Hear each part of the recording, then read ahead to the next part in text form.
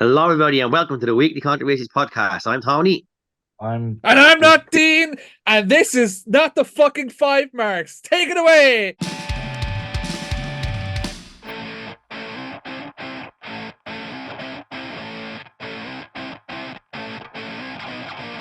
He's been dying to do that. Oh, I've been waiting and waiting. We have been hijacked. And the worst part is, I'm not even on camera on the YouTube video because there was no space for me. I'm sure you can make space. I definitely could, but we were two. I didn't know there was going to be 5 of us, so we're just going with it. I thought you'd be used to this, considering like the name of your fucking podcast. Yeah. We had 5 people for like 2 months, and then it was 2, and now there's like we're turning into the NWO at this point. There's like 9 of us now. Just people just come and go. Like there's probably people who we've never spoken to that just say they're the black and white and the Weekly Controversies is the red and black. Yeah. Hey, they're already using the fucking red and black, so you can have black and white if you want. I call dibs on being Kevin Nash, breaking my legs every time. 2, 4. Now I'll be the better one for that. I'm gonna do Carl Anderson with his really, really high fucking pitch, too sweet. Don't ask me to do it because I can't go that high. We were kind of expecting you to do it. I can't. No, I can't go that high. Tony, I'm not hosting this. What are we doing this week? Why am I here? I thought Dean was gonna lead in for. That's why I was staying quiet. You thought wrong. You thought wrong. Yeah, I know. I thought. I'm not actually meant to be here. I'm meant to be on my little... You said you wanted a minute before we started to say something. That's why I didn't say You let me talk. What's going on here? Lads, this is the third episode with the second argument. We're not even 2 minutes in yet. Hey, there's gonna be a lot more. Don't worry. I am not meant to be here this week. I was meant to be away. I'm taking a break from the podcast for the next 2 weeks. And Tony fucked it up this week. Couldn't get guests. Couldn't get anybody. So nobody was free. Yeah, that's right. Call out the boys. Go on. Go on, Tony. Go on. It's Weekly Controversies. Call out the boys. Does he dare almost fucking burn the bridge before it's... Can't call him Emmett because even though his mother's not where Emmett is half the time. What about Ryan Fagan? Come on. What we're at it. But Ryan Fagan is out being a good son since he bought his dad's Christmas present. Jamie's just... Jamie is sick. Jamie got pissed on doing his job. Yeah, the only person that actually said yes, and was actually scheduled to be here tonight is Rob Gold. I wasn't even supposed to fucking be here. So Rob, welcome to the podcast. Thanks very much for having me there. Yeah, thanks very much for having me. I'm supposed to be in a fucking pub somewhere, but no. We're also joined by extra special guest, the hardest working referee on the island of Ireland, referee Niall Foxy Fox. Hello there. Foxy. So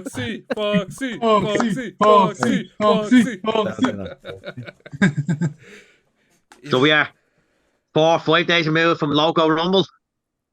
It lived up to its name, at least the last hour and a half did anyway. But I have a list here, so we could be here a while. That's all right. That's why I thought we got to Loco Rumble. I was like, God, this is gonna be like. Can I just say as well? Like Joe had that so timed well. I was there thinking like, oh, we're gonna be here fucking ages because like a Rumble can go on for like an hour and a half.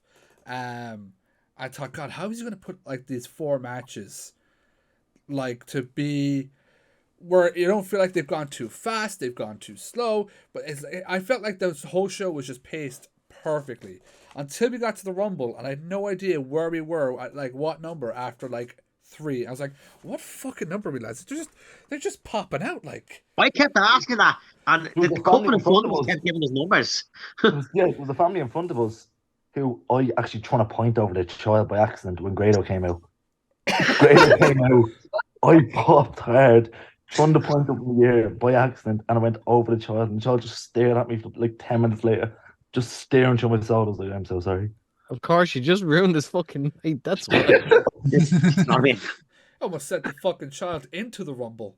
The pros and cons of the venue are quite simple. The pro is 480 points, always winner. Foxy, I have to ask. So before we actually get talking about the Rumble, okay, is that the first time that you've actually had to ref a Rumble? No. So this would be OTT's first proper Rumble. Mm. We did make an attempt at it was for a private function years ago. Just to like see if it can be done. But this was years ago, years ago. Yeah, I was in the academy. It was it was a private function, so it didn't go public. Like the only a little few clips where like from like fan cams just like ended up out there. But if I'm sure if you dig enough, like you'll find one of Rob, you know, goes to all the shows. Yeah, we had him involved, and you just see Corbin kick his head off. That. Oh yes, yeah. I remember that clip. I didn't know that was. I actually thought that was actually a live show. I was like, God, Joe's booking fans. How do I get booked? Oh, we've had Rob on a couple shows, like to do little bits here and there, so it's fun to have him on.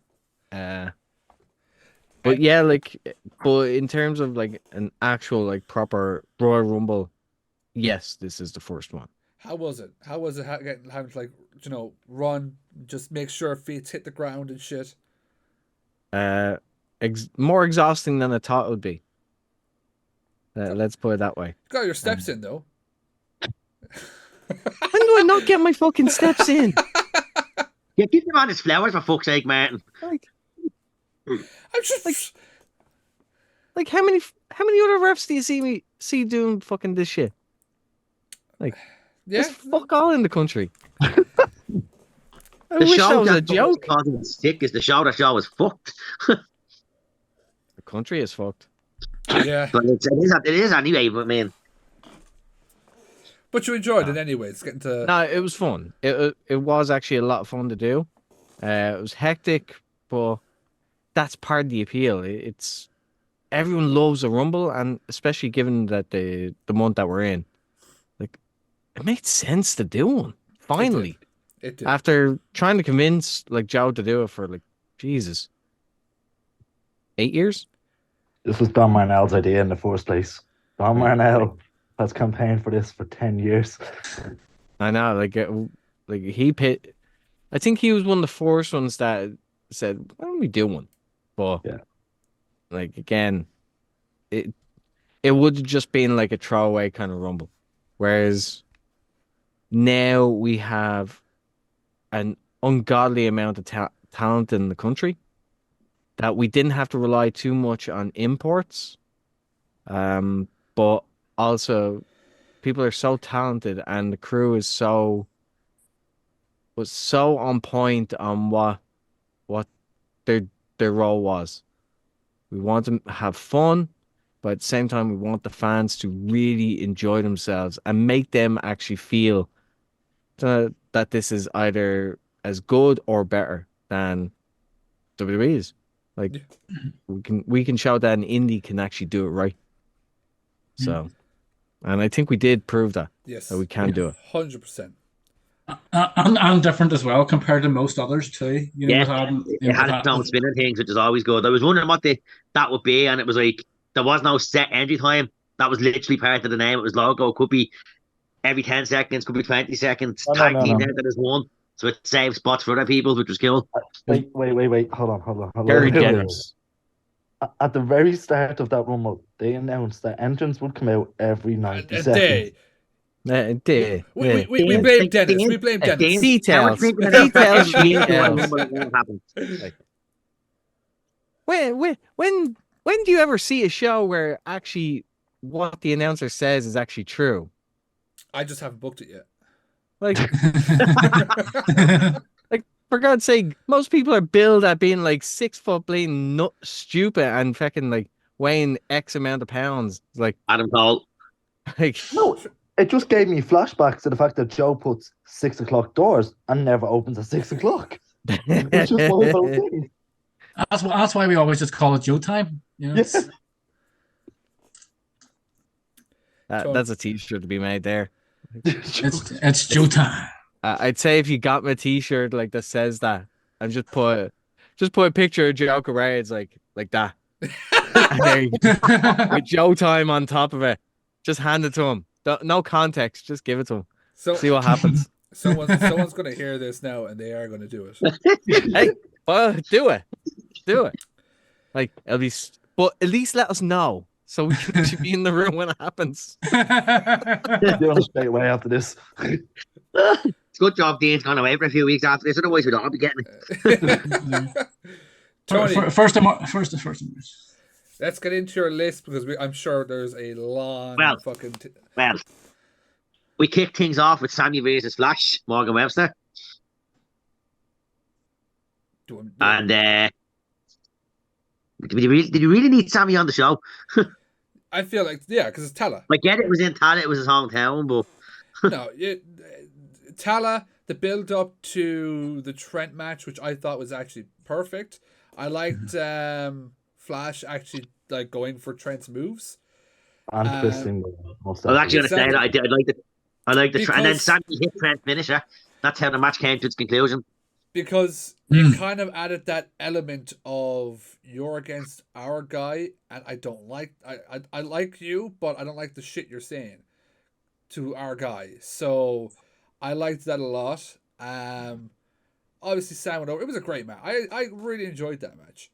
There was no doubt in my mind Sam was going to go over, rightfully so.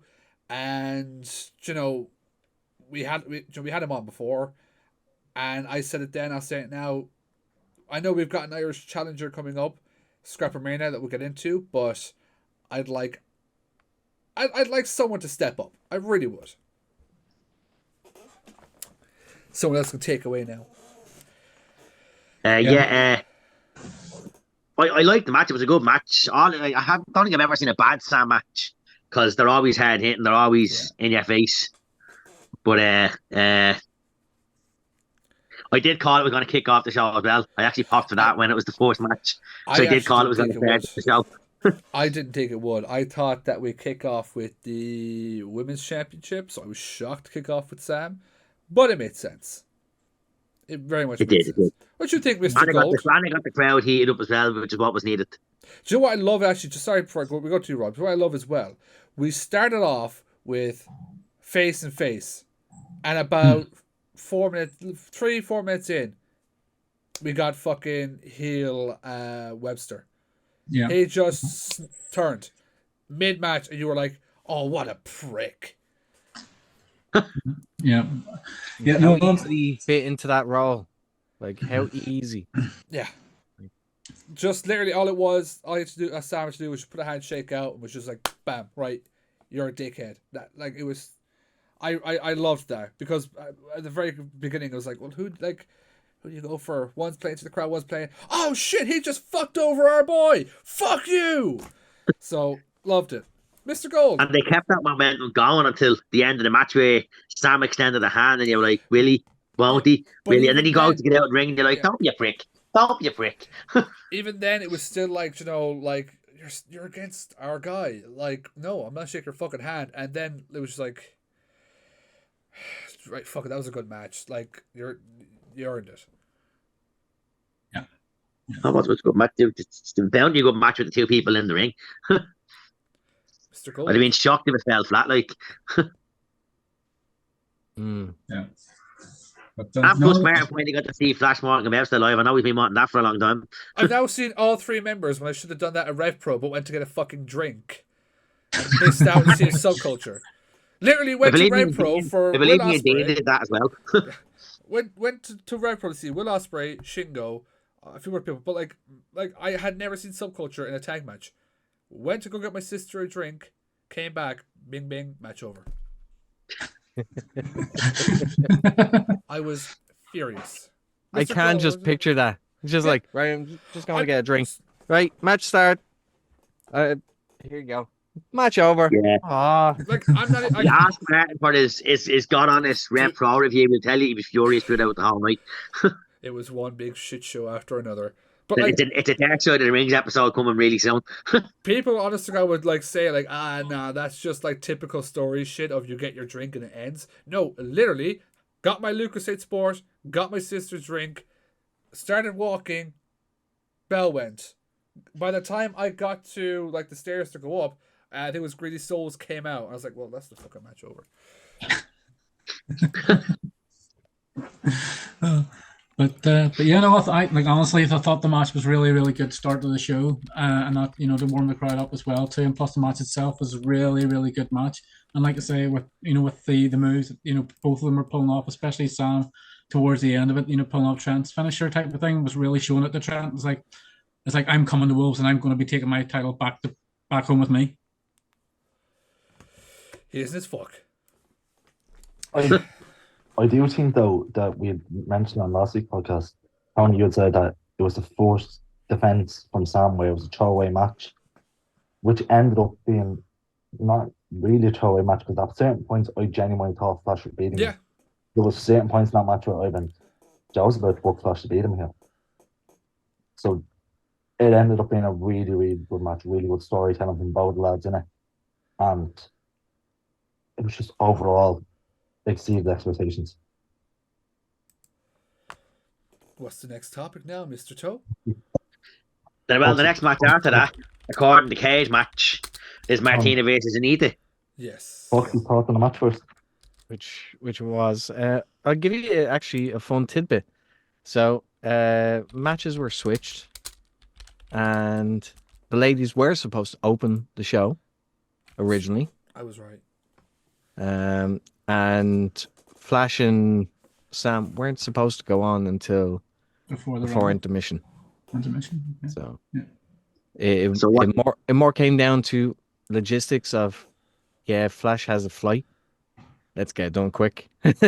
Like, you need to go first. So, but to be honest, it was the right call because it worked out better for Flash, but also it was a solid opener to get the crowd into the show. Then the ladies' match happened, and we were greeted by a new referee as well. So you got to see a new referee in OTT. Can I, just because I remember this, I felt like the ring was a lot louder in that fucking venue. Was it just harder that night? Because like even like your counts to the fucking, I was like, damn, his fucking hands must be Like the ring was actually fine. It wasn't really any different than usual.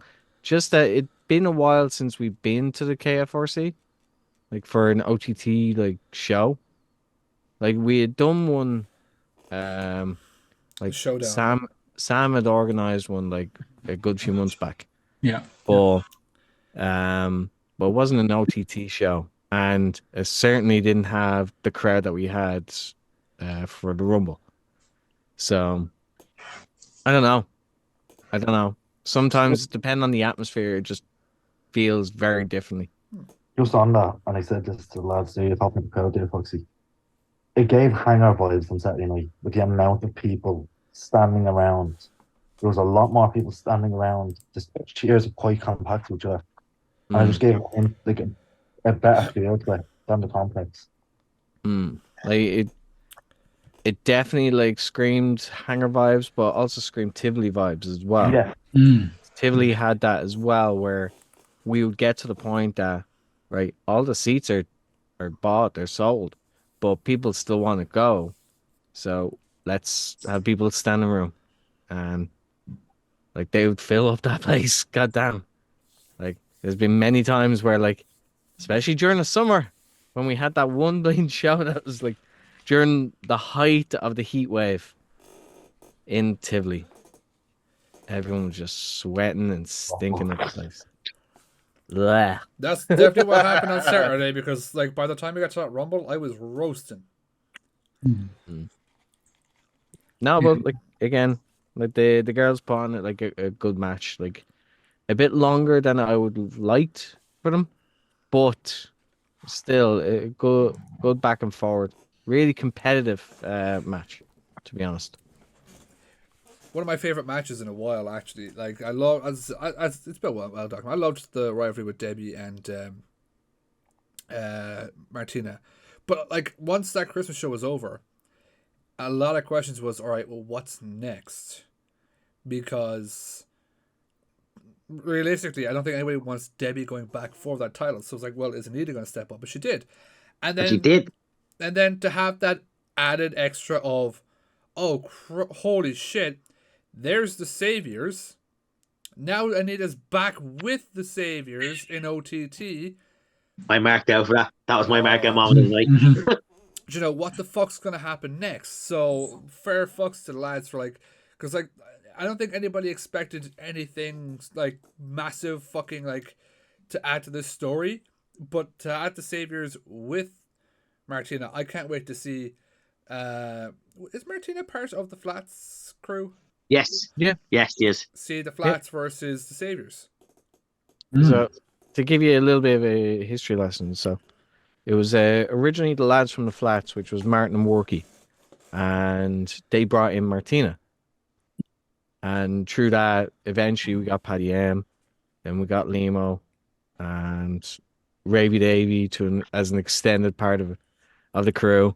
But yeah, like the lads from the Flats it's the only, like, other than the social elite, it's the only faction that has been from day one.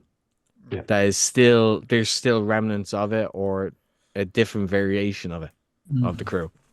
So, but yeah, like, so it's as much as it changes, the more it stays the same. Yeah. So that's where I really need to like, get up my history, because I remember, was it the IWE had Jordan on, and Jordan was like, oh shut, like shouting out people, was like, she shut up Bullet Smith. I was like, oh, we should make Jordan like an honorary member of the social elite. He was a fucking member. I never knew that. It was Matthew. It was Matthew who put me in my place. Well, I was like, he was a member. Here's a screenshot. I was like, I really got to watch back them old fucking shows. yes, you do. There's some really good stuff on those old shows. So go check out OTT on demand. Get that stuff. There, I've done my mandatory like shill. Just see a gun in the background just slide away. It's just behind the curtain there. It's like, okay, nice. No attention to the man behind the curtain. Mr. Gold, what do you think of the women's match? Yeah, really enjoyed that, and the side, like, obviously with with obviously the Saviors sort of attacking Martina at the end of the match. I thought the match itself was really good, and I was glad. Just in a way disappointed that Anita didn't really win it as such, because I would have liked to have seen maybe a change, very quickly type of thing, because that would have been a surprise for a start. Martina winning it and then still potentially going in with that injury and then coming out out of the match, losing the belt to Anita. But I didn't mind the setup now with the Saviors, and not all three Saviors now properly recognized on OTT. And I think that's going to be something that we're going to see a lot of in this year.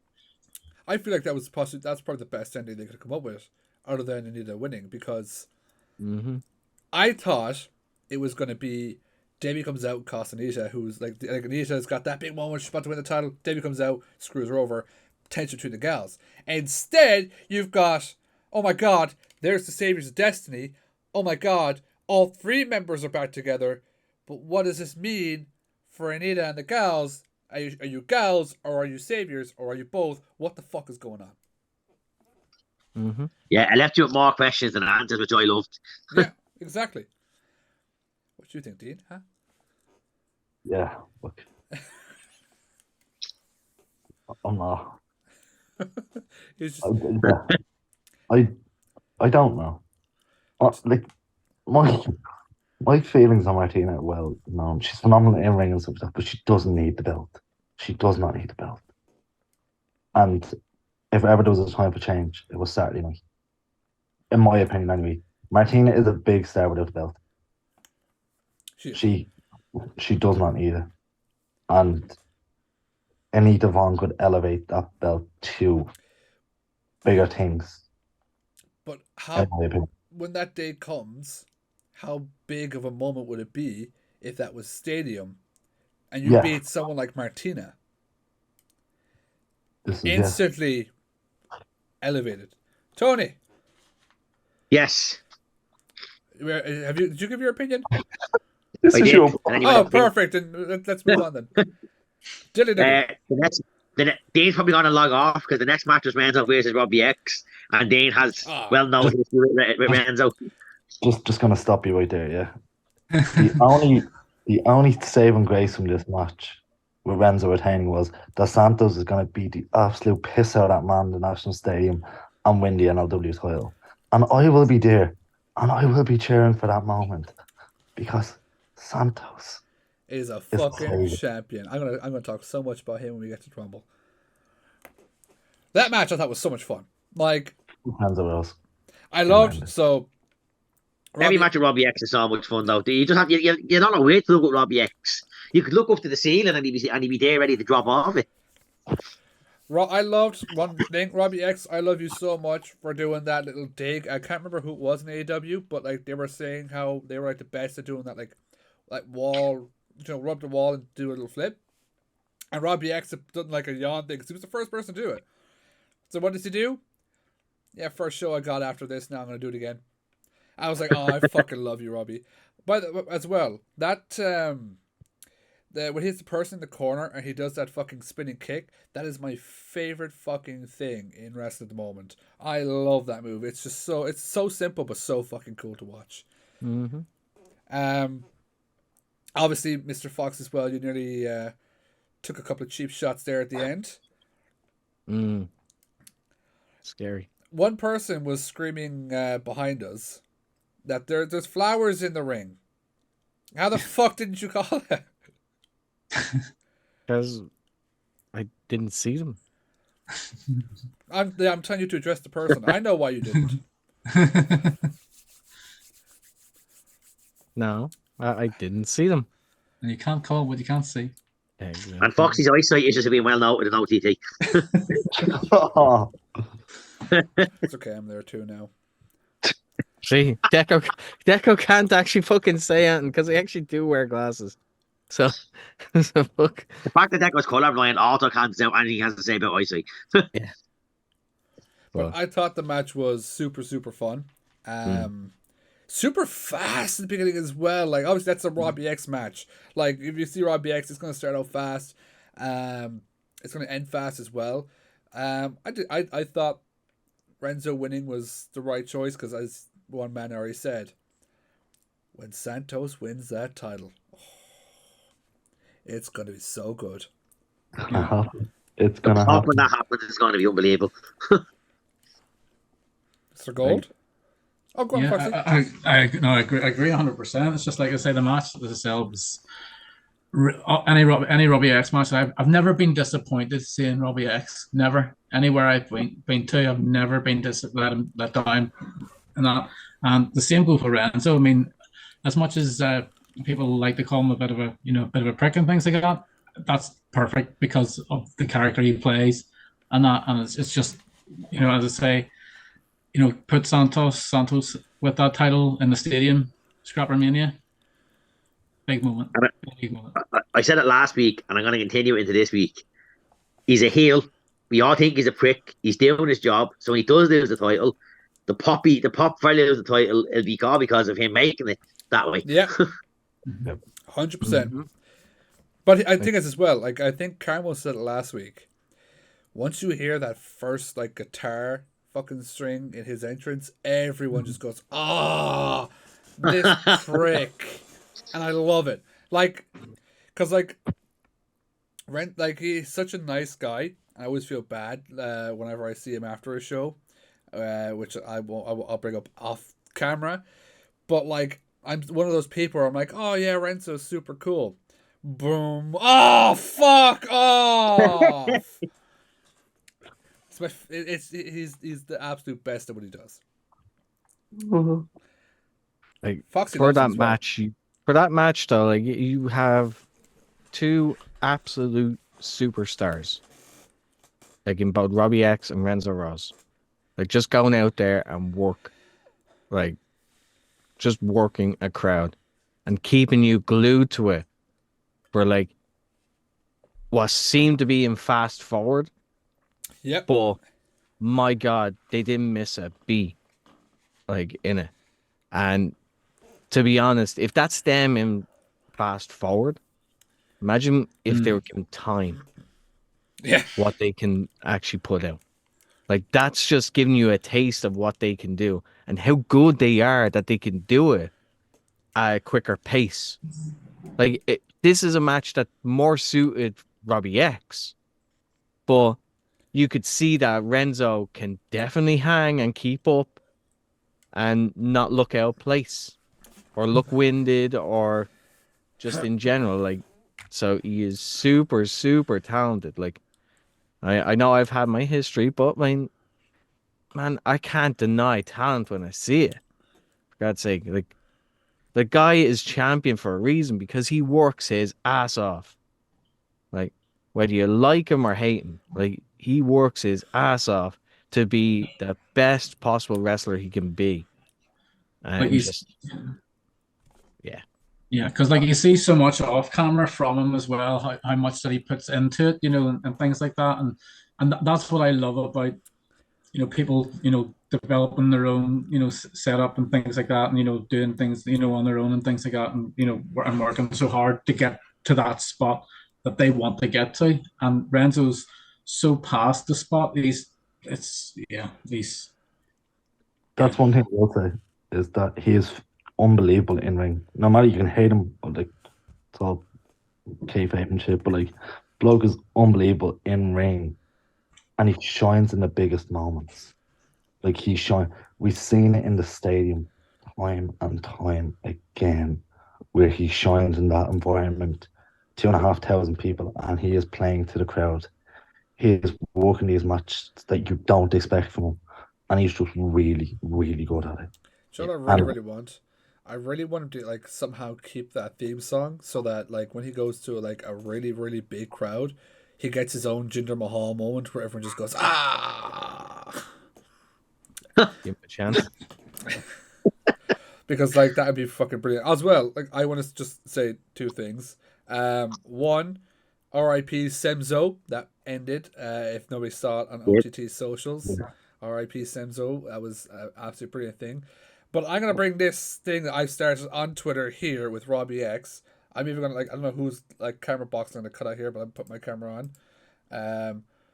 Scott Demore, fucking sign Robbie X to your X division because that man is perfect for it. Perfect. Like you talk about an X division talent. Just look at Robbie X. I've made a whole fucking edit and everything just to try and push a bit more. Thank God people took it and went with it. Sign Robbie X. Put him in the X division. You won't regret it. Absolutely not. So that's my 2 cents on it. Now I've just put my camera as well. A good pitch. If there was ever a place that deserved to be signed to a company, it's definitely that man. It's definitely the king of the cruiserweights. Fuck it. While we're signing UK talent, just sign him. Yeah. Exactly. Like, who'd have thought that? Like if you had said this about like 5 years ago, like, yeah, TNA do this, like, people be like, fuck off with your TNA. But, no. Like, but to be fair, TNA have spent the last like 5 years, like, just rebuilding from scratch, and my God, have they proven that they can actually be a legitimate company now that people would want to go to work for, like, compared to like 10 years ago, where it was considered a joke. But my God, like, sign, like, I have no problem with them sign, like, they signed Leon Slater. Like, Saya Brookside. Kid deserves the moon and back. Like, God damn it, like, he is so goddamn talented. And not only that, it's the fact that he is so young. Yeah. He is so young being signed, and all he has is time. I mean, we think he's freakishly good now. Imagine with a couple of years under his belt in their system. Like, holy shit. Be a bit like Will. Will was, super fucking good. Super good and then just over time became this megastar. So Robbie, fucking Leon Slater is gonna be like he's gonna be such a good one to have in the exhibition as well. I actually can't wait for him to make his TNA debut. Mhm. Yeah, yeah. I want to video your reaction when he debuts for TNA. Oh, Foxy's gonna be screaming like that green screen's gonna get ripped down when it happens. Tony, what we got next? The next match on the card is for the OTT Tag Team Championships. It was the Social Elite versus the Draw, if they're allowed to call that. Danny and Jay. No, Or they Jay are and not. fuck It's me. Jay and B Jay and B Cool. Cool. It's not the Draw. It's Jay and B Cool because B Cool's No, not. no. Danny and Jay. Danny has told me they're patched in. Oh, Jay. Well, one of them is patched in. Didn't know he had a twin. It's a bit like Tom. What's Tom and Nick. Yeah, I feel like Tom and Nick. It's a bit like Tom and Nick. Tom and Nick Mysterio. Yeah. Yeah, Barry's not part of my draw, so it's Jay and Be Cool. Did I actually say Jay and Danny? Like, for fuck's Yeah, my sake. flag has 4 names on it, so I'm going to agree with you. That tag match was fucking, like, brilliant. Like, I thought it was given the right amount of time and everything to get across the story. I'm not going to talk about the fucking match. Go watch it, because all I want to talk about is the Social Elite. Matthew Bullet Smith, Shawn Guinness finally got their fucking moment. You're in brand new OTT Tag Team Champions. The only thing I was like, oh fuck, on the VOD was when Matthew got out of the ring. I was sat front row. Matthew just looks at me with the fucking title and she's like, come on! Well, I'm fucking doing that as well for him. I was like, I really wish that they actually got that perfect angle to see the fucking two of us doing it.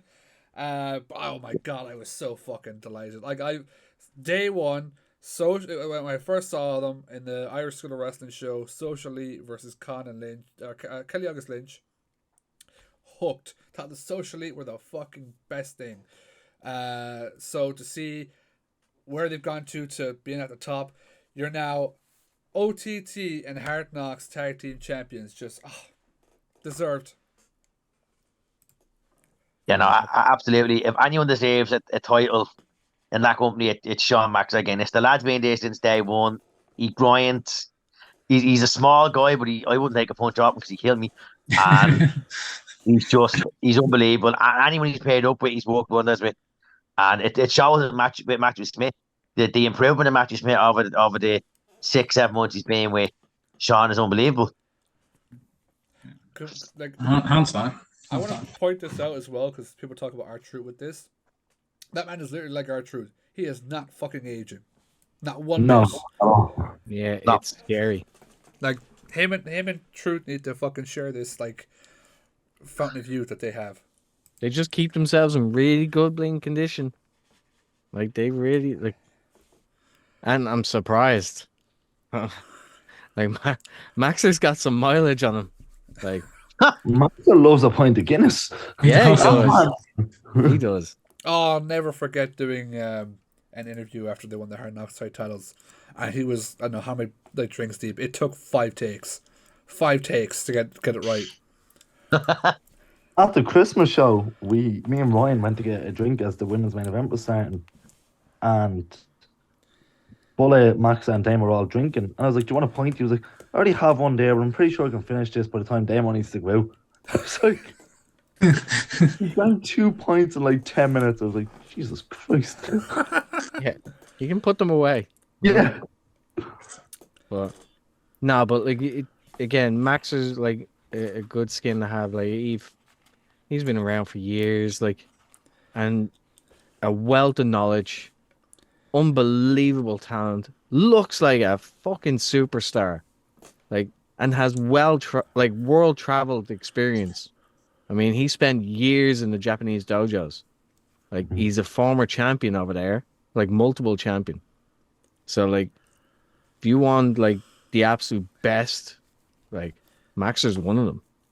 And to see the progression and the growth of Matthew Bullet Smith by being paired with Maxer is astronomical, because it takes time to find your footing, but at the same time, when you're in a tag, that's even harder, because you have to learn your partner's way of doing things as well as your own, and try to fit blend together in a almost seamless wet unit. So, and I think over the last couple months, like you've started to see the culmination of that. They finally clicked on what they can do, what they can present, and that just that's going to make for exciting matches going forward. Like now that they're tag champions, who knows? You might see some cameos from the Lord of the Manor, maybe, just to God. congratulate them on their winning. Yeah. But no, like that match in general, like fantastic. You had two teams that knew full well what was needed. Like they played to the crowd, they played for the story. It was a good match that had back and forward a competitive edge to it. With very clever like offense and counters. Every person in that match had a chance to shine and showcase their personality in some form or fashion.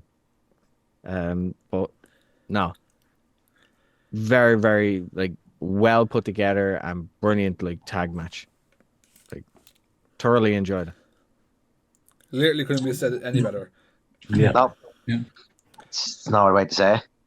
And It was the perfect blend of good versus evil, and it just works so well. And the ending was the exact way you would hope a heel would be a face, a roll up, just a generic roll up. Yeah, the simple finish. The exact way he ended the career of Paddy Morrow. Yeah. Now I don't think Paddy Morrow got that memo, but we'll. I'll delve get into that when because Carmo, I'm gonna kill him. Right. We're going in to the Loco Rumble. Well, before we went to the Loco Rumble, just before, because Okay. I did say I was going to bring it up, because it was a missed opportunity. We had a 24/7 rule put on the GN title, and all we got were two videos, one in which JB was convinced they'd killed Celine. Yep. I think there could have been so much more done with that. I was expecting Foxy to count himself as the champion at one point, because there was so much that could have been done with it. No word of a lie, I did actually pitch that. I am Thank not you. joking See? about that. I actually pitched. So I had pitched to, I think it was Nikki.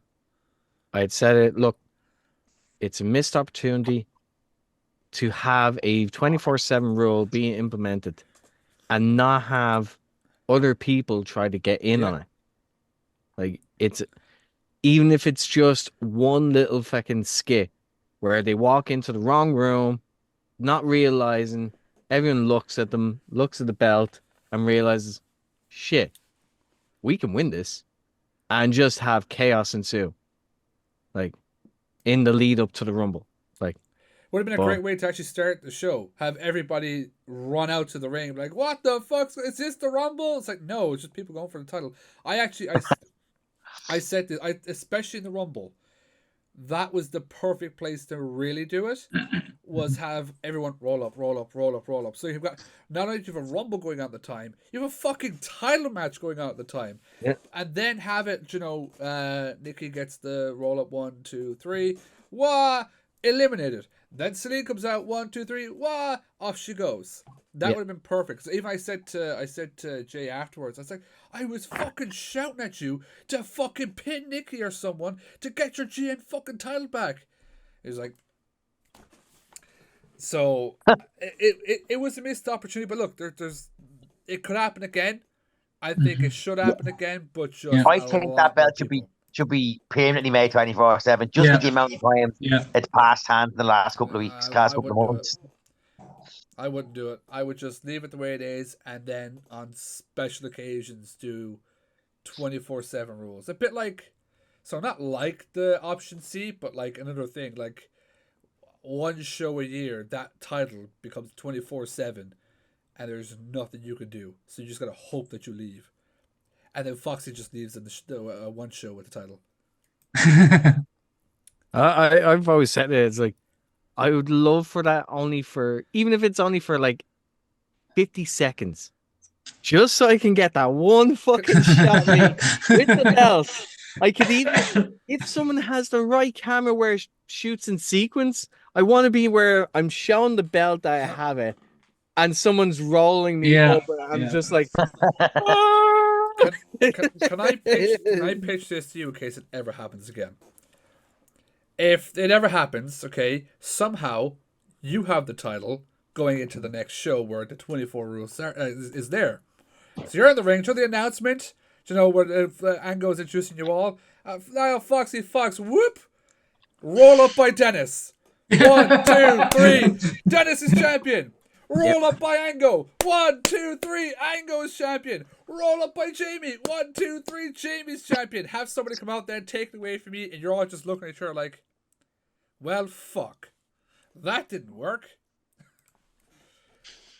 Hilarious. Right there, the fucking fans are thinking that's hilarious. you never know. You never know.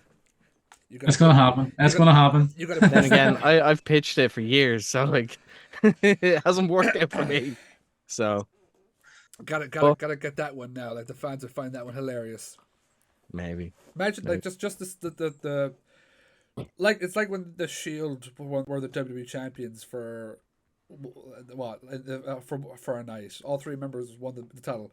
All 4 of you guys just having a title in the space of a minute. Something no one ever thought would happen. Like, just an idea. But that's my 2 cents on the whole situation. Mm. And with that, we move into what brought us all here tonight. What brought us all to Saturday night, the first ever OTT Loco Rumble. Mm-hmm. And it was highly anticipated. It definitely didn't disappoint. No. It had surprises. It had returns. It had more missed opportunities. And we'll get into that as we discuss it. But to kick things off, the first 2 entries couldn't have been any better for the spots they were given. Omari kicking things off with Man Like Doris. Let me get straight into it. Go on. Where we were sitting, I heard Omari's music went tough. To say I was pissed was an understatement. I was like, He had on him. this man is not opening the Loco Rumble. Like what? Like, no. What ensued was a night of chaos and mayhem where I just booed the shit out of Omari for 20 odd minutes straight. He looked at you in disgust. He went looking for it in the crowd as he walked around after he ripped your man's sign up. Call that man every name under the sun. With the 2 children sitting in front of me, I had to apologise to him more than numerous times. Me and my Fagan did. And then he got eliminated, which we will get into later, which was probably the highlight of my night. Because I don't like Omari. And that's all I'm saying. Just had to get it out there. And it's not kayfabe. Where do you want to start, Tony? I mean, we're going to start where we should start with, which is J Money giving us the rules of the Loco Rumble and then promptly getting eliminated after giving us the rules. J Money. So I thought it was going to be Scotty. I was like, oh my God, where's Scotty? J Money gets in the ring. That's what I was thinking. Thinking he can sneak up. Well, not even sneak up. You fucking announced it. Just like he can get one up on fucking Man Like Doris. And he's eliminated in 5 fucking seconds. And it's just like, well, you fucked that one. I loved as well then when everyone was doing the goodbye song. That Jay Money was like, I'm not going fucking nowhere. I'm still the manager to him. Fuck you guys. So yeah, because even the referee at that point was like, you have to leave. You're eliminated. No, I'm the manager now. I can stay here. Yeah, that was me. I have to say, the referee's there. I meant to jump in. I didn't say names, so I knew you'd jump in yourself. You're an adult. I have a quick question for you, just before we get into it. Were the lads allowed to pick their own numbers, or did Joe have it all set out for them? Like, All did set. anyone have input into it? All set. All set. Mm-hmm. It's all random. Yeah. And a little like what WWE used to do. Do you remember the little That's what I mean. things? And here's why, like, if you were to do it legitimately, like, like the old Rumble where like it's in a tombola, like, and you just pick out a number. Like a lot of trouble it can get very messy. Like it may not be the right order for people to be going in or coming out. It again, it's the same when you're putting together a normal match. Like who works well with each other? Like who could make a great match like together? It trying like this is one of the things that I never envied like Joe Cabrera about like putting together a match card because like the amount of people he has to deal with and try and figure out like right, where can I best fit them onto a card and what am I trying to do with them? Like so imagine trying to do that with 30 people. Sorry, like 30 entrants. 30 entrants, but like multiple people. Like that's a lot of people to juggle around and to try and put some sort of structure to. But don't get me wrong, like maybe down the line we could actually do it like it'll be all set in stone, but like we can definitely air segments where like people picking out the number and it's like I don't like this number. How about we trade? You can redo Nobody ever sees the number. You could do the Eddie Guerrero Ric Flair thing with someone like Sem being Eddie and he stole my wallet. Yeah. my wallet, Guerrero. Or you can $1 Million Man it and have Paul Tracy buy the 30th spot off someone. You never know. You never know. All plans for future Rumbles. But like we started off with a Mario Man like Doris. Entry number 3 then wasn't. This might be very disappointed if you don't know it because he's exclusive to your podcast, so I'm told. Big fucking Boots Murphy. Oh, I popped so hard when Boots came out. That man came out. He actually got a decent pop. Oh man, like you think that's a Fox?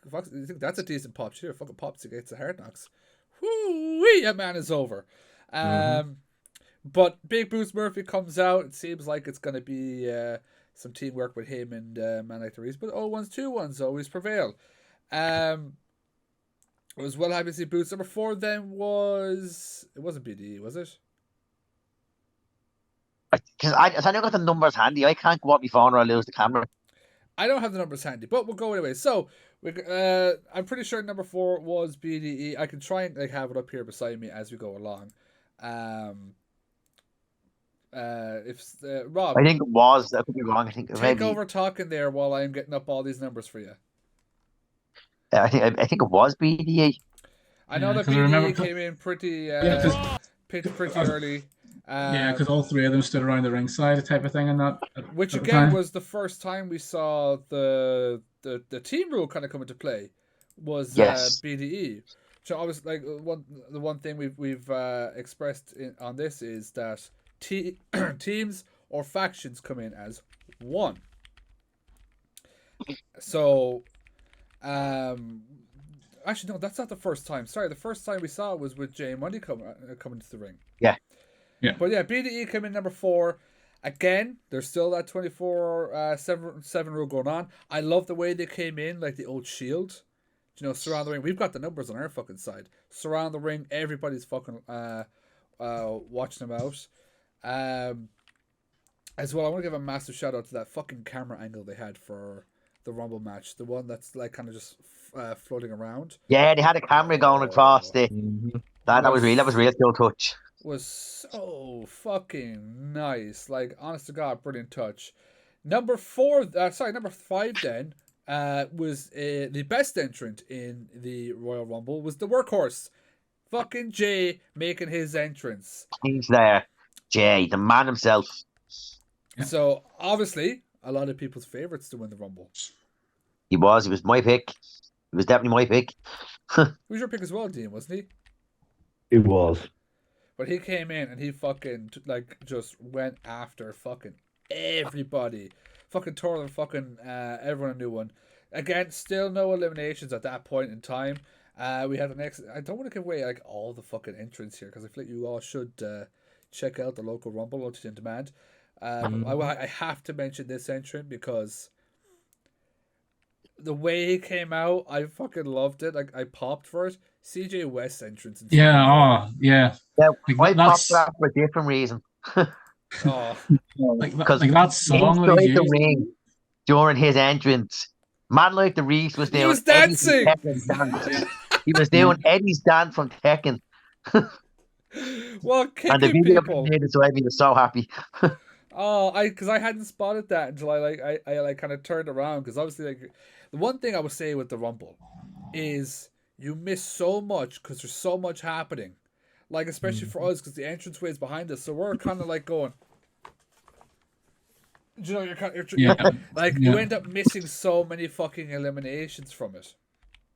But CJ West's fucking entrance was absolutely brilliant.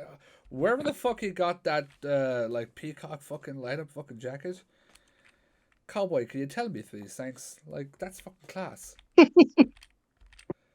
Bunch of layers. Bunch of layers. Imagine all the fucking like LEDs you had to put into it. Yeah. And the fact that like it didn't like break, shut off, nothing, fucking fair play. But the Rumble continues. Can I just say as well? One person had the smart idea in that Rumble, Alex Grayson. Mm-hmm. Never entered the ring until he was ready. Which Mr. Foxy was obviously telling him, like, you know, get in. Mm-hmm. Can't force him in the ring. He was smart up until he got into the ring, and then that was his downfall. Yeah, and his camera's downfall. Like that camera was worth so much to him. And my sister is she's a photographer, right? And Polaroid cameras are not cheap. They're not cheap, not in this day and age. She wasn't there, but we were watching the Rumble back when she saw that spot of the camera getting smashed. Her jaw dropped. She was like, they did not do that to a fucking Polaroid. She was so fucking mad at Grayson for just R.I.P. Polaroid camera. She was there like, that was fake, right? I was like, nope, that was his camera. Yep. She was not happy. Not happy one bit. No, because they ain't cheap. That's it. No. Now, I want to say as well with this Rumble, at this point, we've lost track of, like, it's the 7th entrant, and we've lost track completely of who's coming in terms of, like, number-wise. Yeah, because we're counting to see what number are on, and then I'm like, well, you can't count them three because they're one entrant. I would have loved for, like, it to be announced of what number, because, like, it just felt like it was going for ages. But we had Sam come in with his new tag team partner, Charles Crawley. Charles Crawley, I loved it. That entrance was it was really cool to watch, and just have him. Because in a Rumble, well, in the WWE Royal Rumble, they use the Rumble not only to get your main event made, but to set up other matches. Yeah. And we did get a setup, and that was Crawley versus the Sam. God knows when, but it was set up. And it was something I think people had commented on the video when they saw Crawley was going to be there, saying, I want him against the Sam. I want him against the Sam. And then you had that interaction, and you're like, oh, he's teasing it. Bastard, but he's teasing it. What a way to fucking tease it as well, as, like, you know, obviously we saw Semzo ended. He said, are you looking for a friend? They enter together, and then just to fuck Sam over. You know, like, that man is I hate it, but that man is losing so many friends at the moment. He really is. You know, Foxy, you could always step up and be his friend. I wouldn't do it, Foxy. All his friends seem to disappear. I am his friend. Now, from a distance. For my own safety. So you're just gonna end up looking like the way Josh looked at Unmatched when he went into the bag. You're gonna look like Sam and not remember anything. But I worry that one day that will happen, and I probably won't go back. Like, I'll probably stay that way. So, who knows? I mean, like, you gotta take the negatives with the positives, for Foxy. Like, once you're in the bag, that's it. Yeah, but, like, once the paint is on, you never know. It might not come off. Might be permanent. Those Twitch streams are gonna be brilliant afterwards. Be very quiet. Very, yeah. Quieter than usual.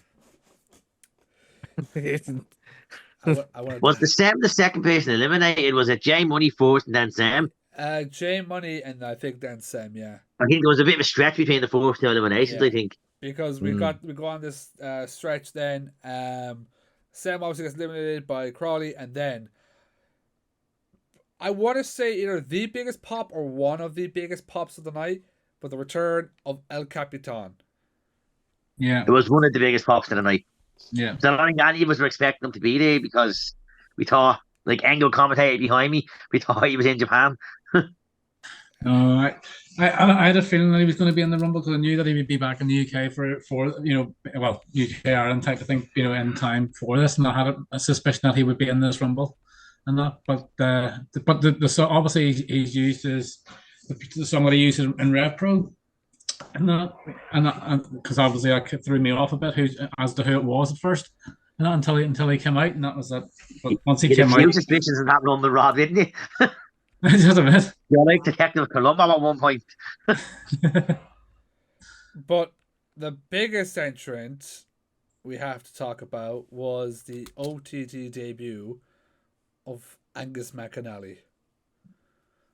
Oh my! Yeah, I have a question because I know Fox was obviously there and he started reading plan, but did you know Engel was going to be in there? Because your shocked face hadn't he fooled if you did.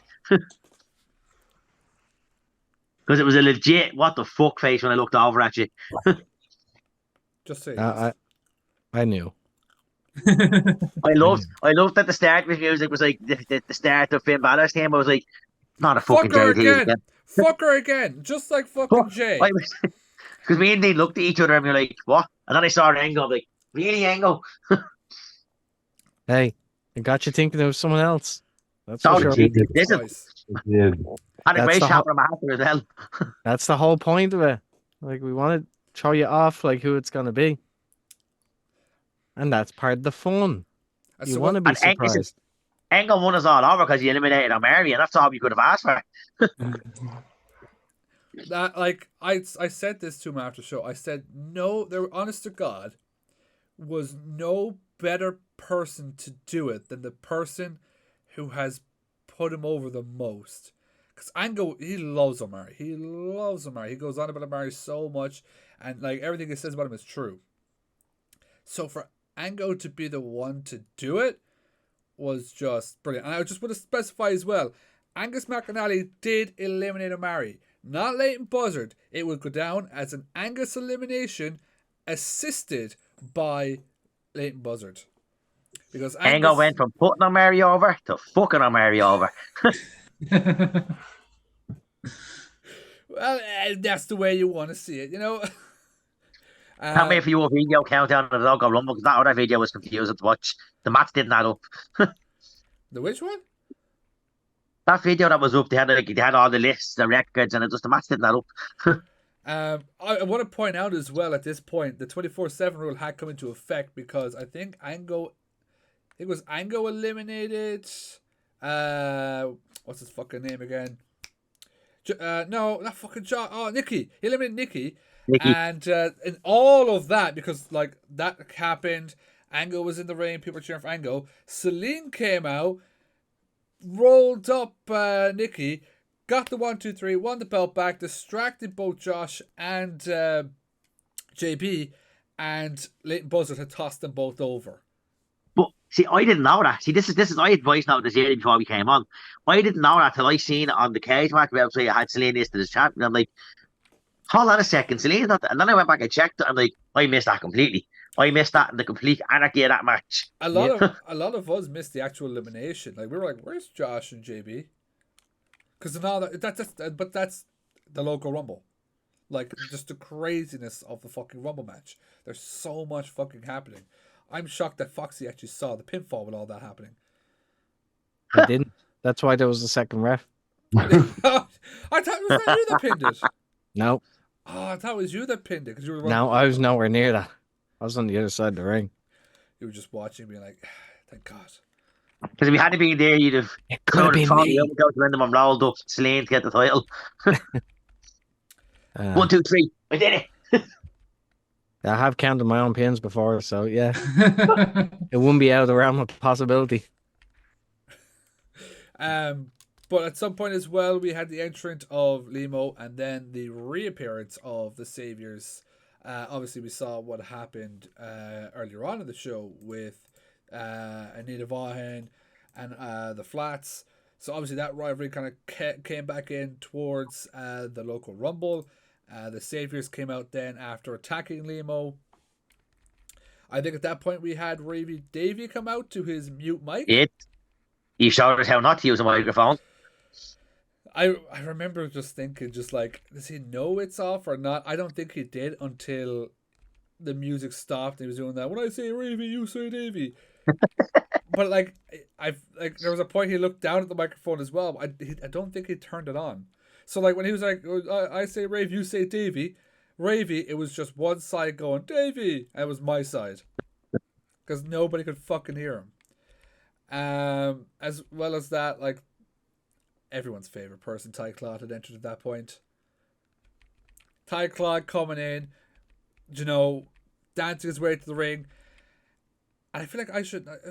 Who wants to take the moment that comes up next? I think you should, because you were talking about it so much before we start recording, and it's only right that you take it. I was gonna take up the very. So all right, I'll take it just because there's the story behind it. Obviously, everybody knows 8-year anniversary. Matthew Bullet Smith retired Paddy Morrow once and for all. Paddy M is retired. That's it.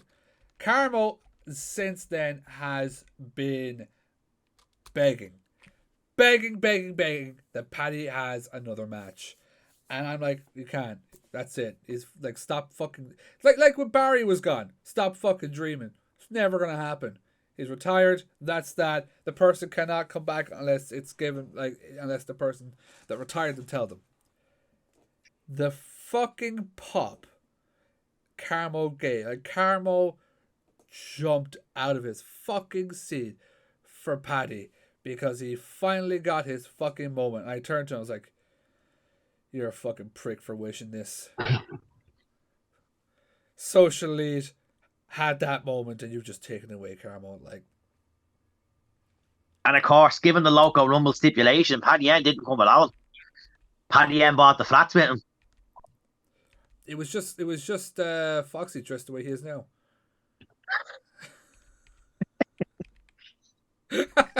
Well, oh, Foxy had flashbacks to them TV shows where he got locked down with bags of coke. What? There's a clip of it online. It happened. Foxy Gate was one of the greatest suicide dives of all time when he was hit with a 10 bag of coke. Still one of my favourite moments of the old Tivoli days. I don't know what you're talking about. we got it. Edit that. Can I just ask as well? Did anybody else see Paddy and the rest of the lads in the flats walking out with a load of money at the end of the show? And where are Zarkov's rings and stuff? I love that spot. He's getting up to do the powers, and they're like, "You take that. I take this. I take that." Fucking fleeced them. They did. I think it was Martin goes, Paddy, look, and he does fleece. I'm on the outside looking at this, and I'm in stitches laughing, looking at, because like I just see, like, I think it was Ravy Davy just went over to try and get like the chain, and he's just like, he's actually choking him to fucking get the chain off him. But yeah, Foxy did nothing because he actually was being given a cut for saying nothing. I don't know what you're talking about. I'm on to you. But the moment continues anyways. Obviously, we just said Zarkov gets fleeced. We've and the entrance of Mr. Kian Noonan, who actually I pointed out at the end of the show to him. He came in, he took off his crown and put it in the corner. The amount of people that were walking over his crown and stopping on his crown. I said to him, how's your little crown thing now? Like, so there's lots of people like walking over and shit during the Rumble. And he looks, honestly, God looks at me and goes, I did not know that. I need to go check my crown. Walks away. So hopefully, Kian, your crown is grand. But the OTT return then of Captain Sexy. Also got a pop, a really good pop.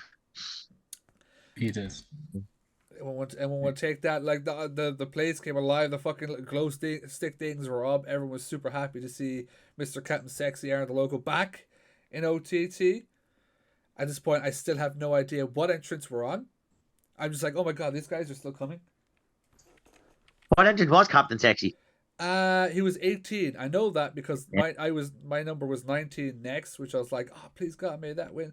Actually, just someone to actually mention as well the thing going on with the numbers before we continue on. Did you guys get numbers before you walked in? Yeah, we were given numbers going in. I assumed it was like some sort of lottery. If you're number 1, you'd have won a prize, or they raffled in the end to get the prize away, I think. So it was number you got from like 1 to 30, and the winning entrant pretty much like gave you a chance to win a prize. One guy won the OTT world title that's behind me, and I was like, you lucky bastard.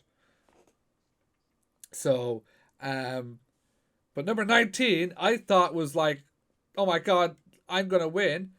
Was another, is it Return? I don't know if he's been to OTT or not, because again, not new, but Grado has been. He has Grado's the last time Grado was in OTT, the Tivoli existed.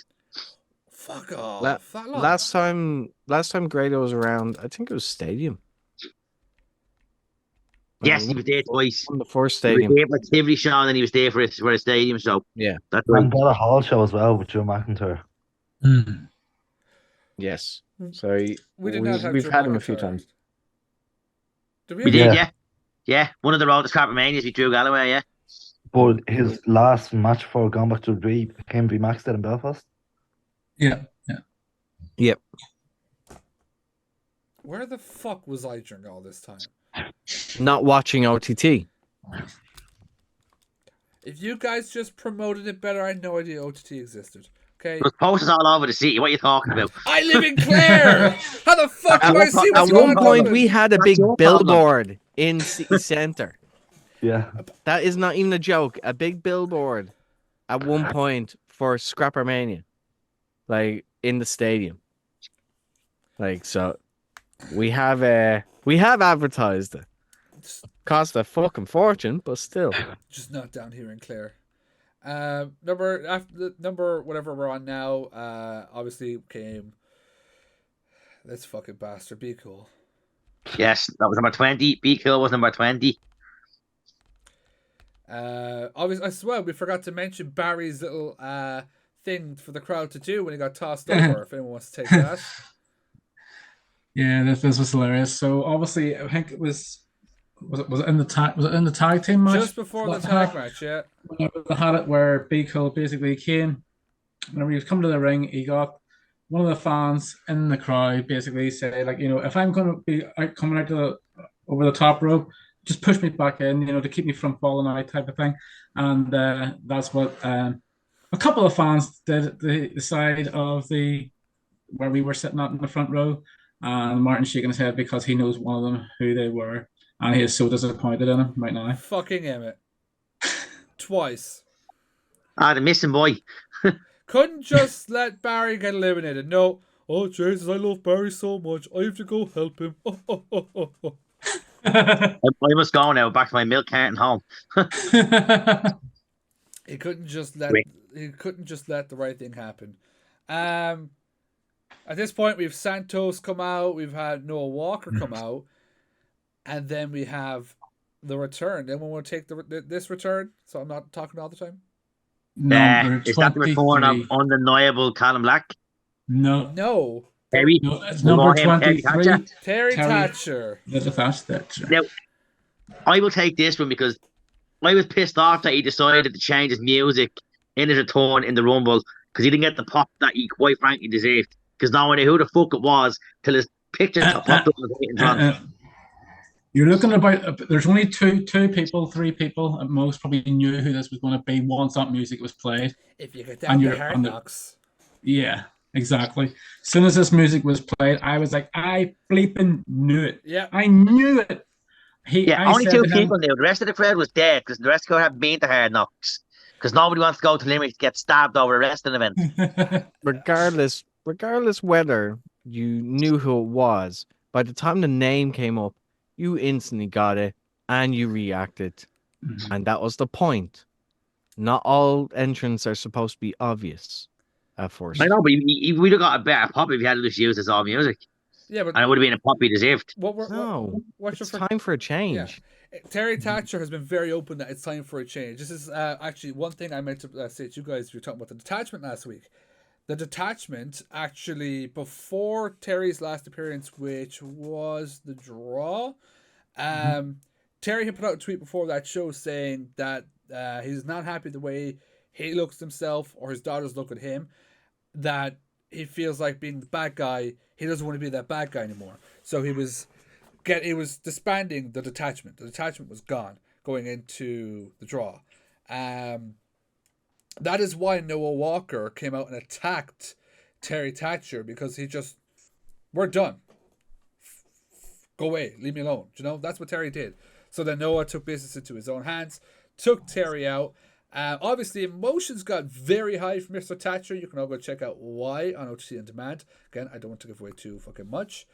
But that led to an all-out fucking brawl, which from what it looks like on the camera, stuff like that, possibly went outside of the fucking KRFC, because those two were just fighting galore. I would ask Mr. Foxy, but I don't think you had left to go fix. I think you were still around the ring. But we had the next entrance then of Fabio and Martin, who were there for all of 3 seconds, thanks to Mr. Grado. I'm shocked. Did he hold the record for quickest elimination, or is that still Jay Money? No, quickest elimination at 3. I think it was like 3.5 milliseconds. Was the Freshness. I'm shocked that you didn't go off dancing with them, Foxy. That seemed like a fucking party you get into. Grado and the Freshness.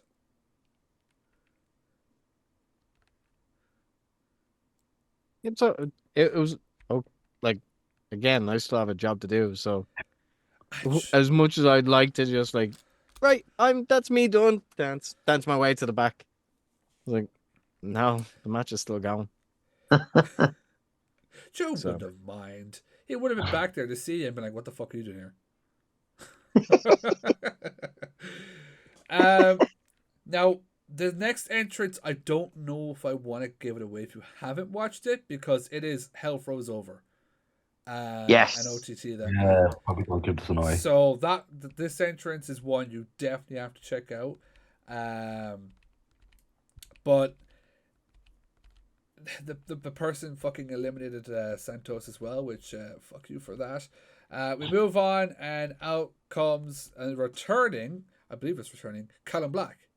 Yes. We can say that one because I'm pretty sure that one was announced. I don't know much about Callum, so take it away. So Callum Black was around like years ago, and he was getting a lot of momentum, and then pandemic hit.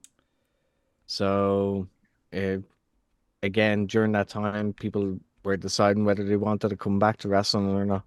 And sadly, he was one of them that decided not to come back to wrestling, which was a shame because he had built so much momentum.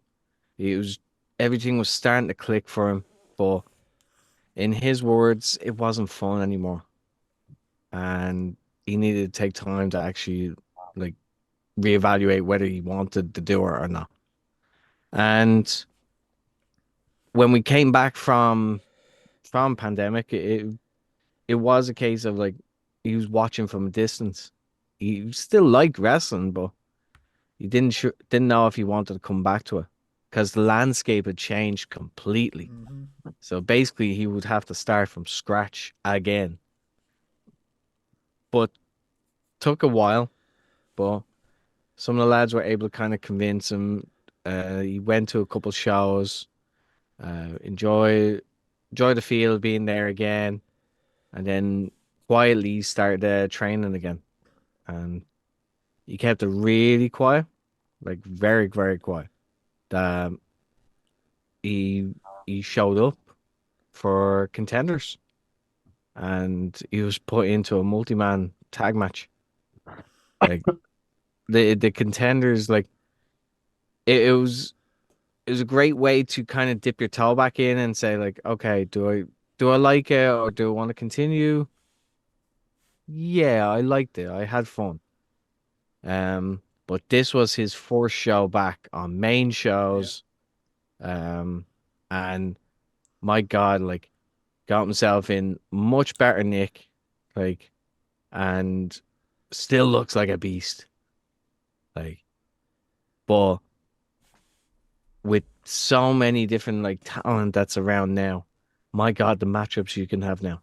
Oh, Like, which compared to back before pandemic, a lot of people that we are seeing now and we're fans of, you they were just sitting in the wings waiting for years like before they got a shot. So now that the landscape has changed, more people are getting chances on shows either to try new gimmicks or to actually prove that they are actually the future of the country. And now like you're just having different mix-ups of different people. Like it just makes me excited because like I'm on one hand I'm absolutely delighted to see him back. I'm glad he's having fun with it because if you're not having fun, what is the fucking point? Like really, what is the point? Some people take it far too seriously than it needs to be. Wrestling is supposed to be fun at the end of the day. That's why we became fans. That's why we got involved. It's because we love it. And I'm glad to see that Callum Black has got his passion back for it. So, yeah. So I want to say as well, after his entrance, the biggest robbery happened. So Jay, could see that something was going to happen between Miss Childish Be Cool. Got out a situation that, again, go see who that was on OTT On Demand. Just trying to teach Barry, this is a Rumble. No fun and games. Be serious. And Barry decided to eliminate him. I have never cursed somebody as loud and as vicious in my life. I had Jamie Brown, he telling me that this isn't all ages show, to which I promptly told Jamie to go fuck himself. Just one up yourself. I Why the fuck was not? pissed. I was fuming. When Jay went over, I was fuming. So Barry eliminated Jay, and I won't hear anything other than that. Oh, Jay tried to do it first. No, Jay tried to teach him a lesson. Barry eliminates Jay. He's still not part of my draw. If anyone has seen the clip of who comes out next, so next is the Social Elite. I literally was like, "You're gonna fucking get it now, Barry! Go on, boys, get him, get him!" I was ready for that man to fucking get the shit kicked out of him for what he just did. So Social Elite come out at number 27. The next one I believe is Logan Bryce. Yes. Making his OTT return, and again, very new to this. I don't know much about him. If anyone wants to take it,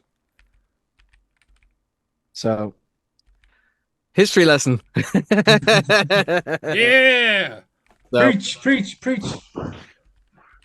Logan Bryce is one of the few people that has been around an awful long time.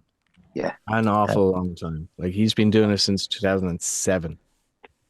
And like he came up almost in the same circles as myself and Thatcher. So he started in Irish Whip, worked a lot of like the best talent in the country. Would work different indies here and there. Then landing in the likes of main stage wrestling and then eventually OTT. His gimmick at the time, he's gone through different gimmicks throughout the years, but the one that he settled on was Logan Bryce, which is a rugby gimmick initially because Go look yourself. yeah, go work yourself. Like that was the slogan because again, outside of wrestling, go figure, he was a rugby player. So it made sense to stick to what you're strong at. But yeah, he's had some really big matches over the years. Like he's worked the likes of Abyss and like a lot of other people as well. He worked Rhino as well, hasn't he? What? I think he's walked Rhino. Yes, he worked Rhino and he's worked Abyss. Like he's worked loads of people. Like it's like you wouldn't think it, but again, he's also great connections to the likes of the UK. So he helped a couple of UK lads get their shot over here in Ireland. And if he didn't do that, like we wouldn't have known of some talent. Like so the likes of a Pete Dunne, the likes of like Ryan Smile, the likes of like Damien Dunn or Chris Brooks or like Mark Andrews, like loads of these different talents, like he was friends with throughout the years. Like he kind of like brokered the gap between like Ireland and the UK during that time. But again, it like with like with everyone, like real life comes into play. Um, Sadly, he got a couple of like injuries that kind of like set him back. He was starting to lose his passion for wrestling. Like he was getting very jaded towards the business in general. But again, took time away. Would still dip his toe in every now and then as either a presence or a producer. Like just because he still does like wrestling. It it just not to the degree where he wanted to wrestle, but that changed, like according to him. So um, he he became a dad, and again, as with a lot of people that have children, they want to at least let their children see them wrestle once, at least, and that he was no different. So yeah, he, as he explained it, he didn't want to deny memories to his child. Because that's what we do it for. We give people memories like that they can share with their family members, their friends. Like, yeah, and that's how you have fun. That's why we love wrestling because it brings people together in that regard. Because they love seeing this stuff and they love being able to talk about it. That's why we're doing a podcast for God's sake. But yeah, finally making his return, and whether it's a once off, I don't know. Whether it continues, we shall see. But my God, what return it was! Like really, like film filmed his pack like promo packages for his return. Like got himself in much better nick than he was before he left. Um, like has put in the work to try and get himself back to like an even better shape than he was, and he's still going. Like he's still progressing more. So again, you can find a lot of his stuff, like especially with OTT, back on OTT on demand, like especially during Tivoli days, like you can see him there. Like anyone who has old like footage from old Irish promotions, like DCW or Irish Whip or otherwise, like chances are you're probably gonna see some of his early work there as well. Again, OTT on demand, go check it out, subscribe. You won't regret it because like there's so much like content there to actually like dip your toes into. But not only that, to like Irish wrestling history is there as well. Like so many different people like that. Some people are only experiencing for the first time now. Like go back, watch, and you'll see why certain people like were good back then. They're gonna be fucking great now. So yeah, glad to have Logan Bryce back. I gotta sit you down on Retrorama one day and just like let you talk about Irish wrestling, the knowledge on this man. Yeah, no, I was really happy to see some of the old schoolers come back because they're just incredible athletes. That they proved there's still a lot in the tank. If it was one and done, I'm happy I was there live to see it. If they come back for a run with someone, I'm also here for. I'd be happy to see it. Like what I loved about the Rumble is that yes, it was a great way to mix it up with different things, but as I said earlier, it was heavily Irish based. Yeah. Like very, very heavily Irish based because the talent is so goddamn good. But it was a lovely mix of new talent as well as old talent from the past. And I was blown away by the positive response that the like the old guard, so to speak, got. It was just amazing to see. So seeing the likes of like Paddy M he was always going to get a pop regardless, but to have Worky with him, that was a massive pop.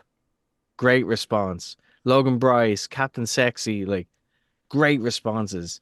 Another one who we never thought was actually going to reappear.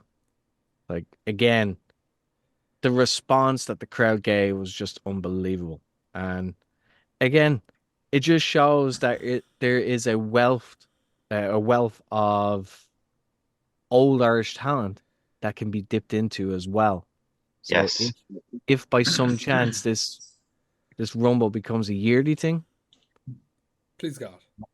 Yeah. more surprises on the way. And then we roll into number 29. I want to give this one to Dean. This one has to go. Fuck, this is my show. He's the one. He's the one that fucking brought this into existence. I am the host, not you. You handed the title away. I was going to say let Dean take this one. Dean, please take away this one. Number 29. Jesus, that's right. Come now. See this Weekly Controversies shit now. I will get Cam off the bitch slap you good looking. Number 29. The main man himself, Mr. Joe Cabray. How I gotta because the first thing I thought was the lads are pissing themselves laughing. I popped so loud. Oh, loud. Dean's reaction was the best. I was there for it. He was like, he couldn't take 30 because he gave it the Carvin, so of course they couldn't book themselves as 29. I screaming, that's my cousin. Just numerous times. Keeping the gimmick alive. But well and truly, I don't think anyone else was made for that spot. Yeah. No. Like, it made perfect sense, given he was still in the match and stuff. And it's just, I called this like 2 weeks ago. Yeah, I said Joe was entering the Rumble. I was like, Joe's going to enter the Rumble. I thought he was going to win it personally because I've seen this man book himself to win championships. So I was like, do you know what? He may as well book himself to win the Rumble and go beat Sam in the stadium. So that was the first thing I did. I turned to Rob when he's fucking winning, isn't he?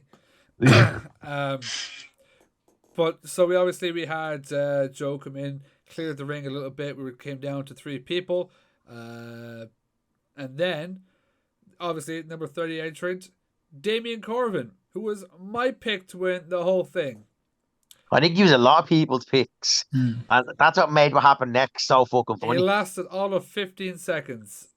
He was in and he was gone. Can I just say, I loved the story that was there because who sent Leighton Buzzard packing from OTT to Japan was Corvin. So when Corvin's music hit, the fact that fucking Leighton pushed Joe out of the way and said, he's fucking mine, started taking off his tape, I was like, brilliant. Love it. Give me that at fucking Scrappermania.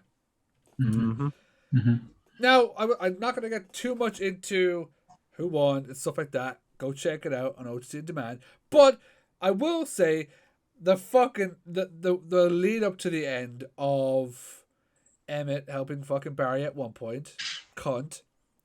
All the fans just coming into the ring, getting closer so that Joe couldn't do anything about the fans. The funniest thing, this will be turned into a meme, is Joe in the ring shouting at the fans going, I own this fucking company! Yeah. I am the BBC. I made the BBC. That's going to become the biggest meme, hands down.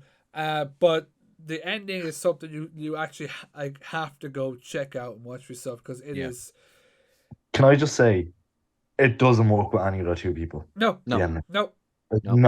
No way it works with anyone else. It was cinematic stuff. It was like out of just the perfect ending to a movie, the best movie you've ever seen. That was that ending. Yeah, 100%. And It was a this story has moment. been built for years. It was an absolute moment that will go down in history. It was literally the best way that someone could elevate someone in such a short space of time, but do it in the completely right way. Yep. Like, there was a method to the madness, and again, it all made sense afterwards. Yeah. It just so fantastic done, well put, extremely well put together. Like, again, like I said earlier, it shows that a indie company can fucking do it as good or even better than WWE. Yep. Fully. And there's still gas in the tank. Yeah. Like, this is shown that even if it's once offs, like, happy out with them. But it also leaves the question, what if it's not? Yeah. So Oh, to be honest, I think. Sorry to cut you off. I think that was like it was probably the not even probably it was the most fun I've ever had at an OTT show. Now, again, I'm very fucking new. August 2022 is when I got into this shit. The most fun, the one time you honest to God lost track of time. As I said, we forgot. We just like, what entry number are we on? Where are we? Like, you know, people just kept coming. It's like, my God, you just get so lost in it. That everything it's happening at once. You can't keep up, but that's the fun of it. People who you might never see in a Dublin show get on a Dublin show. Big Boots Murphy, Cian Noonan, you know, so many like people. Someone who doesn't want to continue Irish wrestling anymore, but just wants that goodbye. It's there for them. You know, enter the Rumble and that's your goodbye. It could be, you know, let's say Logan Bryce decides I'm not going to keep it up full time. There's a Rumble there every year for him to show up and just give back to Irish wrestling. You know, just for him to have that one experience in the ring, feel the crowd again, feel the fun, and then go see you in a year. You know, just because life. Yeah. So it was so much fun. I hope to God that Joe does it again. It literally lived up to its name. It was absolutely madness. It was anarchy. It was loco. It lived up to its name. It was absolutely bonkers. It was. A quick question: if, as I say, if it was to be done again, you see, for obviously the way it was announced as in ones who were going to be in it, would you rather them keep some of them especially the ones who are maybe returning, as a surprise, or announce them to maybe draw the numbers in? To be honest, like, with the way, like, when the first announcement came out, I was like, my first reaction was like, don't announce them. But at the same time, you had to announce that these people were returning because it garnered interest. So whether you are a lapsed fan who hasn't really been going to shows, this was a great indication of, like, actually, I do want to see this. Yep. Then obviously we got a few more announcements following that, of more names to be added, as well as a couple of packages as well. And to be honest, like, when it's done like that, that's no problem at all, because there's still a mountain of, like, people that you don't know who's going to be in it. I mean, this just proved that it's like, you want surprises? We got surprises. We got them. Regardless whether you know about XYZ being in it, we got surprises. And you're going to love them. I thought the same thing when so I was a bit different. When the first thing came out, I was like, oh, cool, great to see Captain Sexy back. Never got to see him. This will be fun. And people just like were going like, oh, that should have been kept. This should have been kept. And like, so for someone like me, oh, Captain Sexy, Logan Bryce, they're coming back. I don't know them, but that'd be cool to see. I knew the big surprises, and this is nothing on them. You know, you're out so long that you're not. To me, you wouldn't be considered a massive surprise. The big surprises: Grado, Man Like Doris, Leighton Buzzard. All of them weren't announced, and you got the big fucking pop. Terry Thatcher wasn't announced, got the big pop. It's okay to tell some of them, but they didn't tell us all of them. There was 12 to 13 open spots that we didn't know of and got massive fucking pops. As Foxy, the Captain Sexy, the Logan Bryce were for people who've been there since day one to go, I remember them. Yep. Oh, I have to go see them. Yep. And then the Grados, the Man Like Doris, the Buzzard. Those are the surprises for the people still watching, still in the loop. Yes. So it was, I thought, perfectly announced, perfectly fucking done. And it was just, it's the same thing with like just wrestling in general. Just wait. Don't jump to complain. Just wait and see where this plays out, because it's more fun that way. Just sit back and enjoy it. Exactly. Do you know, like, fair enough if fucking Joe turned around like, we've got Grado, you go, oh, for fuck's sake, I would have popped hard for that one. Yeah, exactly. You're almost robbing them. Yeah. Like, you're robbing people of enjoyment and the essence of what a Rumble is. Like, we get excited by not knowing and then finding out during the match itself. Like, that's the appeal of it. It makes it exciting. But no, it was perfectly announced. It made the people that might not have watched in a while go, I have to go see fucking Captain Sexy again. He was brilliant when I was watching. And then the people like me who don't know, it's like, oh, I wonder who's going to show up from what I know now. That's what sold it for me, was from who's going to be there from now. What sold it for them people was, I know them, I'm going to go see them again. Just because we are running up to 2 hours, and that's normally the point where Acast is like, not allowed to upload this. Tony, I'll let you get towards the end.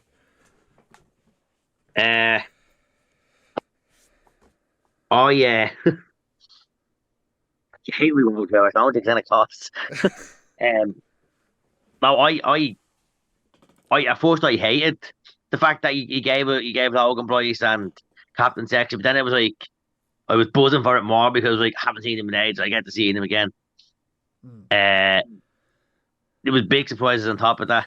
I mean, WWE have used to tease Rumbles with people. Back in 2002, they ruined Return of Mr. Perfect and Goldust, but it just added to the buzz of the Rumble that year. Yeah. Like WWE have done it wrong many times. They never should have announced Mickie James that time when she was Impact World Champion. It should have just happened, but they did it. Like, they all make mistakes. They all learn. You know, going into, just not to bring up, but going into this Saturday with the WWE's Rumble, 5 men are announced, 4 women. That's the fun of the Rumble. Give away some, and just let your imagination go for. Exactly. Like back in the day when you see the poster and there's like 20 men in it, and you're like, that's fucking the whole Rumble round. Could you imagine if, like, now it didn't happen with OTT, but like imagine if like OTT booked someone like fucking, somehow Finn was there and they just advertised it, come to this Rumble to see Finn Balor. You'd be like, well, for fuck's sake, imagine the pop that he would have got if he did that. Do you know? So no, Joe did it fucking really, really well. He advertised it really, really well. Yeah, that's all. What do other people think of the actual Rumble itself then, the whole event? I suppose I better pose this question because, like, I imagine other people are probably asking the question as well. Seeing how the Rumble is gone, do you think it could sell stadium? Yeah. Yes. 100%. I do. And I so like the KRFC was a perfect kind of long stretch arena for it. I said this to lads and thing. I think this could do stadium simply because think how quick it sold. Think of all the hype that just came after it. The amount of people that were waiting to watch it when it dropped the other day. That could do stadium. that could close to sellout stadium, I think, if not sellout stadium. Yeah. There were people up until first bell. There were people trying to get tickets for it. Yeah. I mean, one of the lads got a front row ticket for an hour before it started. I'm like, how? There's pandemonium online with tickets. How are you at the kind of front row ticket without causing killings? Look at that alone. Just how many people online was like, is anyone selling? Is anyone selling? I need it. I really want to go see this. I need a ticket. That could do stadium. Like, I think if we do the stadium, there was 400, 500 people there. You know, so I definitely think that could do numbers in the National Stadium. That could be Joe's, you know, third. One of the stadium shows. Yeah. Dean, what do you think of the whole event? Do you think it could sell the stadium? 100% it could sell the stadium. 100%. Given the amount of people that were standing at that show alone, you're talking 100 people standing around the arena. As well as if you have a strong match card underneath it, like we did on Saturday, it was strong. You could easily sell the stadium. Yeah. 100%. And I would imagine that it would have to be a case of not only that, piggybacking off the buzz created by this Rumble, but yes, it could potentially become a third or go on to replace a stadium show as a big marquee like show. That way you still keep with the two a year, but like, who knows? Like, again, I'm not the one that makes the decisions, but I can speculate and I can do all that. But like, that's part of the fun. If I was Joe, I'd just because like it wouldn't be the first time Joe's done it. Put out the tweet, Rumble in the stadium. See what the buzz with that tweet is, because I think he did it for. Jesus, what event did he do it for? Sure, he did it for changing the time at thing. Will people be all right with this? Saw the reaction. All right, let's do it. You know? Yeah, he did it for the Wolverhampton show as well. He was like, Wolverhampton? Yeah, maybe? yeah. So like, to see what the buzz run is. Like, we saw the amount of people that tried to get tickets and stuff like that. So I think it could. It could be something sticking. Don't call it a local rumble. Like, it's a local rumble match. Maybe it happens at the anniversary show, and then you have that kind of longish build to Scrappermania. So, look, it's all speculation at this point, but yeah. Anyone else have any 2 cents they want to throw in? Because we're at 1:47 and we really need to end within the next 10 minutes. Tony, you want to end it? If everyone is happy and everyone has said their piece. I think I've said my piece. I've ranted about Emmett. Everyone happy, we're all good. We've had a productive show. Was there something else I was supposed to rant about? Because it's Weekly Controversies, I can do it here. Tony Khan!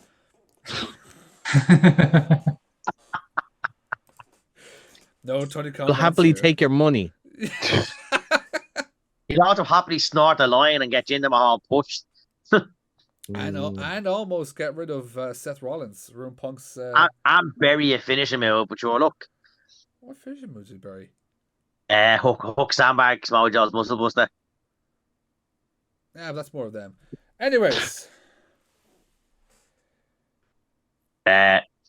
Foxy, thanks for coming on. Thanks for taking the time out to sit in a cold room and chat with the 4 idiots. The lads. Rob, thanks for putting your gold suit on, having your gold can and coming on. Can I ask, is the gold pants on and the gold shoes as well? Well, I don't have the gold shoes on me today, but on Saturday I did, yes. You don't have the pants on, do you? No, he just has the blazer. No, it's just a jacket, For today, but who knows? Oh God, he's gonna show up next time the FiveMarks podcast. Martin, thanks for ditching your friends and coming on tonight. Appreciate it. No problem. The check is in the post. Dan, I'm sorry we had to interrupt your break, but we had fun, did we not? It was good. Hey, this was supposed to be my break as well, okay? I said I was quitting the FiveMarks the FiveMarks podcast weeks ago. This is Weekly Controversies, okay? That's true. It's a different show. But anyways,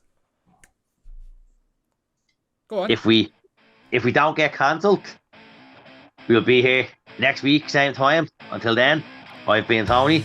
I've been Dean. And this has been Weekly Controversies.